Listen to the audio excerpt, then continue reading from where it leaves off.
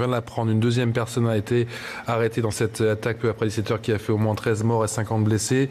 On a identifié une personne. Il s'agit de Driss Oukabir, affirme à l'AFP un porte-parole du syndicat Unité de policiers. Un homme portant ce nom avait posté sur sa page Facebook consultée par l'agence France Presse avant qu'elle ne devienne inaccessible vers 21h des photos le montrant sur la plage, d'autres devant un miroir, une image du drapeau berbère, peuple à présent notamment au Maroc, mais aussi en Algérie. En Algérie, vous découvrez justement ce cliché qui a été posté sur Facebook par cet homme, je vous rappelle son nom, Driss Oukabir. On a donc, mon cher Marc Ezrati, une confirmation de cette personne donc, qui a été identifiée.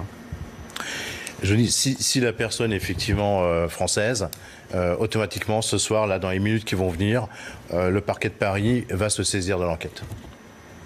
Et je voudrais ajouter là-dessus, donc il y a une petite confusion sur le fait de savoir s'il est français ou marseillais, car la télévision espagnole indique qu'il est originaire de Marseille, mais la presse écrite, en l'occurrence El País, oui, le met comme quelqu'un qui est né dans un village marocain et qui ensuite s'est installé dans la localité de Ripoll en Catalogne. Alors cela n'exclut pas un passage par Marseille, bien sûr, mais ce n'est pas encore tout à fait clair dans quelle mesure aurait-il été citoyen français.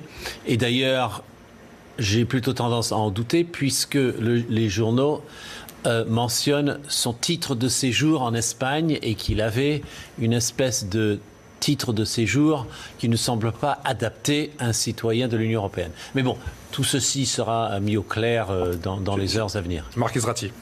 Je rajoute que même si cet individu réside ou a résidé un temps à Marseille, il est fort probable que malgré tout la justice française va s'y intéresser et va être associée à l'enquête espagnole.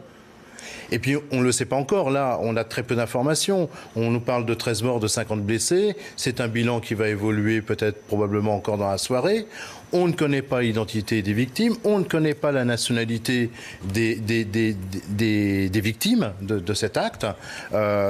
Donc, il faut laisser un petit peu le temps à se faire parce qu'on a, pour l'heure, relativement peu d'informations. Merci Marc Ezrati. Vous restez bien entendu avec nous. Il est 21h25 et on suit cette situation depuis 17h sur CNews.